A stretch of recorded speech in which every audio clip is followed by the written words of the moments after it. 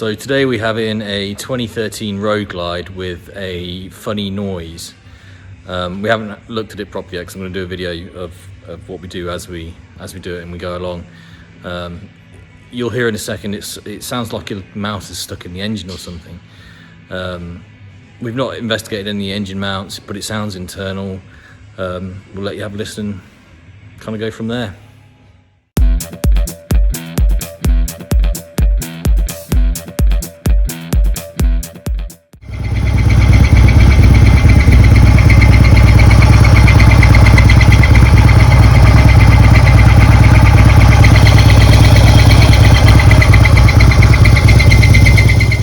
So what we're going to do is first of all strip down the primary, make sure there's oil in there, make sure there's nothing loose, make sure the chain's not super tight or something ridiculous that's pulling on a bearing.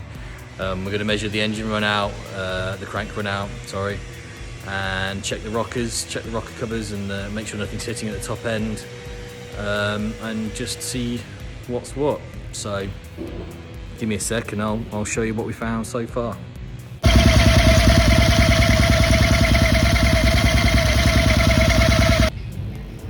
So taking the primary cover off, check the oil's pretty clean, there's no metal shards. Wanted to make sure the belt tension wasn't like a banjo string, and that's fine. As you can see as I'm pulling on it, the ratchet mechanism looks like it's working, and that's the auto tensioning. So as you can hear from the video, it's still squeaking. So now we move on to, I'll check the oil, see if there's any bits in the engine oil. And then rocker covers, and then the cam side of things.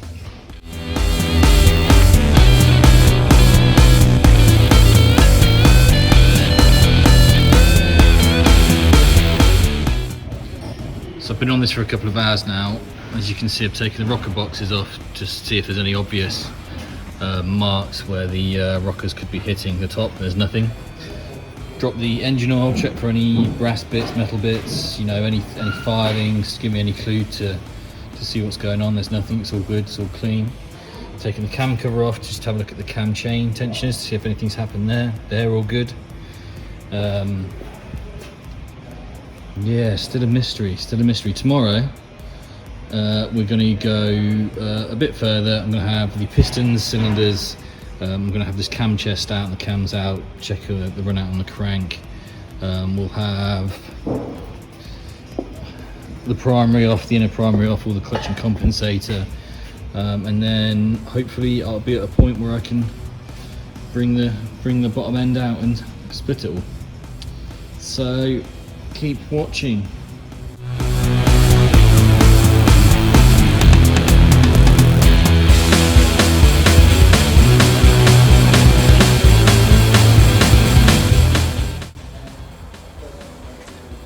So it's Tuesday morning now, and I've come back to the Roadglide. So when I do jobs like this, I start to stress out at night time and start thinking about it constantly. And I came to the theory last night, my first port of call was to do a few checks regarding the cam bearings and the cam followers. So this morning we're going to have the cam chest out, check the push rods, make sure they're not tightened up, or you know, and check the cam rollers, the cam followers, to make sure nothing's gone amiss there. So yeah, give me an hour. Okay, so I'm at a bit of a quandary here. I don't know if you can see very well in the video, but can you see the wear marks on these push rods? Now they would have wear marks to a certain extent, but they seem pretty bad, so what I've been doing is checking them out. Now if you run your finger on the roller here, on the front cylinder rollers, that kind of feels, how do I put it, a bit gritty instead of smooth. Now these are under a lot of pressure, so the harder you push, the more gritty it feels. And then with the front rollers, you do the same thing, and they're how they should be. They're completely smooth, and they feel nice. So I guess what I'm not sure about is whether to try a new set of rollers and cam bearings, build her back up and start her up. or to keep pushing forward and keep looking.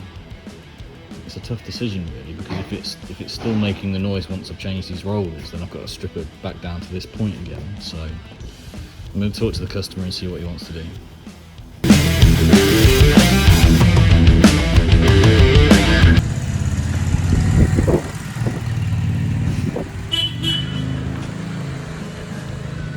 Okay, so after another night of thinking about this bike, I've come to the conclusion that I'm pretty confident it would be the rollers, but I also came in this morning to double check the rollers, as you would. And as looking at closer inspection, I don't know if you're going to be able to see this on the camera or not. I think you can just kind of see the shiny patch going down the middle. It's actually flat on one edge, well, one part of the roller itself, which tells me it's been kind of seized and been skidding on the cam effectively. The other reason I was thinking last night, before I even found this, I was like, with the sound of the problem, i.e. it's going, it's squeaking as a rotational noise, it kind of makes sense that as the cam is loading the pressure up to open the valve, it's squeaking on the gritty part that we were talked about yesterday. And then as it's closing, it's taking the pressure off, therefore it stops squeaking, which gives you that kind of, I'm not going to do it, that rotational kind of squeak. So I've decided to, instead of wasting the customer's time and money, because it still could be something else, to build it up with the spare set we've got that I know are good, and just try it really and just see if it fixes the problem. If it fixes the problem, then I'm gonna have to strip it down again anyway, but that means it only wastes my time, I guess, as opposed to the customer's money. But at least we'll know and either be able to rule out that as the problem or be for sure that is the problem. Either way, they need replacing because that one is fucked and the other one's the same as well. So I'm gonna start building it back up now, and hopefully in a couple of hours I'll be able to start her up.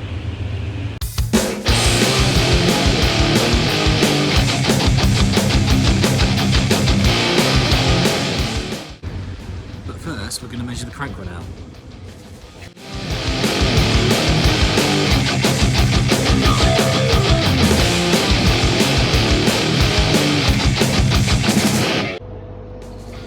Okay, so I've just blasted it together. I've not put it together completely properly because it doesn't need to. I just need to run it and see if that squeak's gone. But it'll be a little louder to not put the end cans on, and the intake's not on, so you'll hear an induction noise. Whether I have a good evening or not depends on whether this squeak has disappeared or not. If it's not disappeared, I've just spent 2 hours rebuilding for no reason. Fingers crossed.